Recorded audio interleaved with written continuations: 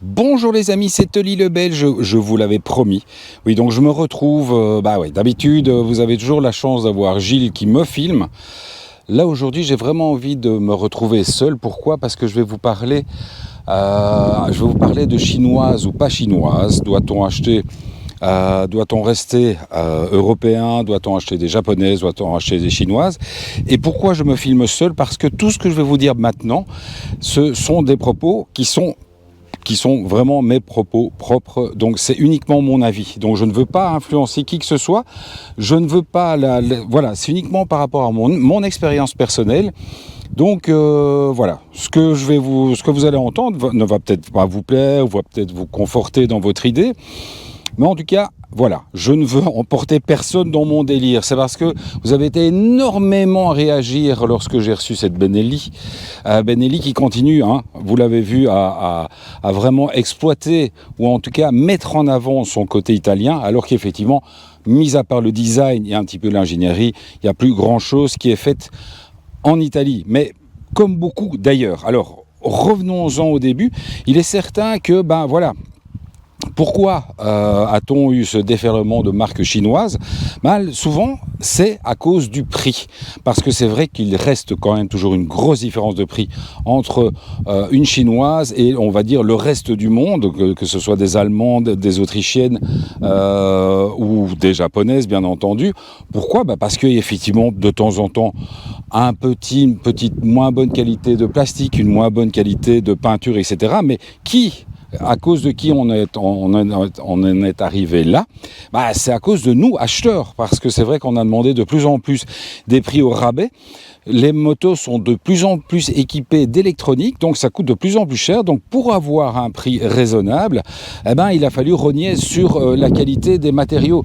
On a commencé, alors je prends, premier exemple, dans une certaine marque japonaise, on a commencé à rogner sur les prix lorsqu'on a commencé à faire des motos de 7-8 000 euros. Il faut imaginer qu'il y a plus de 20 ans, les motos coûtaient déjà 7-8 000 euros.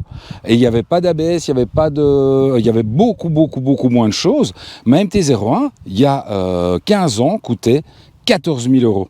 Donc vous imaginez bien que j'ai pas d'ABS, j'ai pas d'anti-patinage, j'ai rien du tout. Par contre, les qualités des matériaux emportés est bien plus importante, bien entendu. Alors, autre chose, évidemment, il faut vous dire, alors on va essayer de rogner sur les prix, on va rogner sur la qualité, ou peut-être effectivement rogner sur les marges.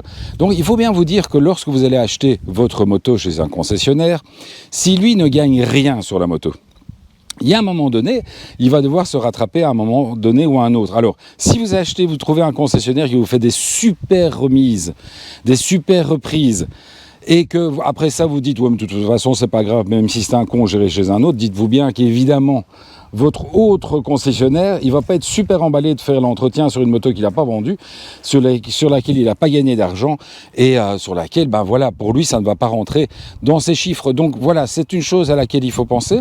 Alors lorsque l'on voit, par exemple, ici pour le coup, Benelli nous gratifie d'un moteur perso. C'est un moteur qu'ils ont développé eux-mêmes.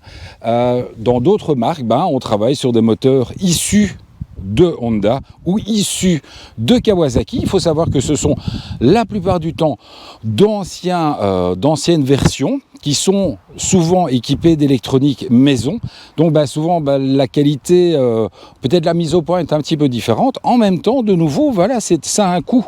Cette évolution que vous allez avoir sur vos moteurs actuels, lorsque les marques revendent les moteurs aux Chinois, ça leur permet d'économiser un peu d'argent, de revendre leur savoir, mais évidemment ils ne vont pas revendre la dernière version, ce que l'on voit en Formule 1, ce que l'on voit dans d'autres sports moteurs, ce qui est tout à fait normal. Ils vont quand même garder le top du top pour eux. Alors pour le reste, on va dire que dans le chinois, il y a quand même encore différentes gammes. Il y a des Chinois qui sont déjà établis depuis longtemps, justement comme Benelli, où j'essaie déjà des Benelli depuis 7-8 ans. Donc effectivement, on voit une évolution parce qu'ils ont compris le marché européen, ils ont compris que l'Européen aime avoir des petits leviers réglables, des écrans TFT, etc. Aime avoir la plupart du temps une bonne suspension. Ici, pour le coup, je vous ai dit, Pour le 800, on a l'impression que c'est un peu comme le 752. Ils attendent un petit peu que les journalistes donnent leur avis pour faire la mise au point de la suspension.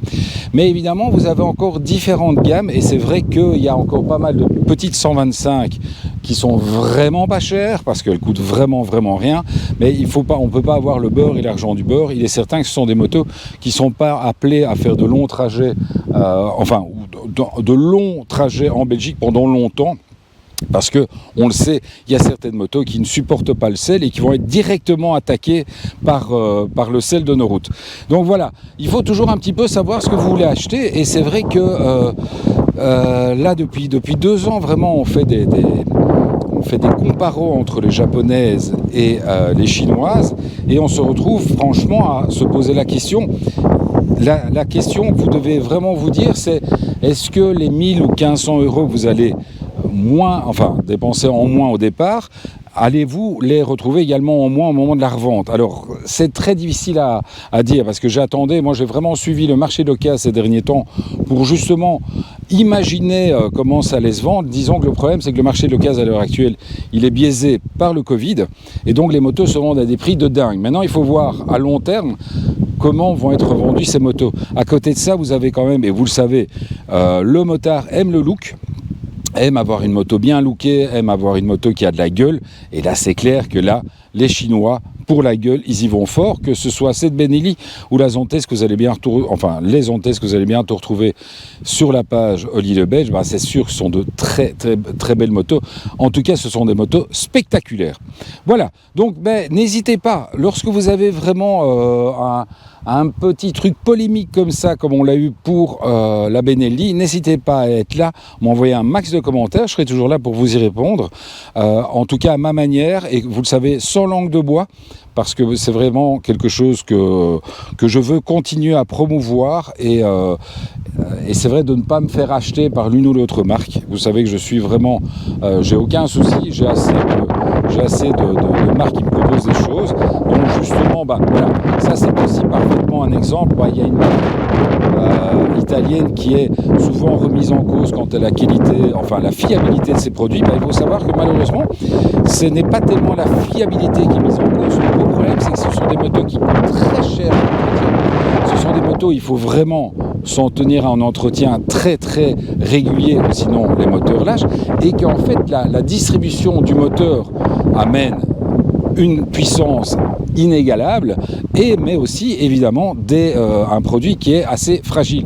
Donc c'est pas tellement que ces motos italiennes ne soient pas fiables, c'est surtout que de temps en temps le motard hésite un peu à investir les 1000, les 1500, les 2000 euros qui sont demandés pour faire l'entretien. Donc voilà. Donc n'hésitez pas, j'espère que vraiment en dessous de cette vidéo on va avoir plein de questions. N'hésitez pas à me poser des questions, je suis là pour vous y répondre. Vous le savez, je suis Oli le Belge et avec moi ce sera toujours du vrai. Azé.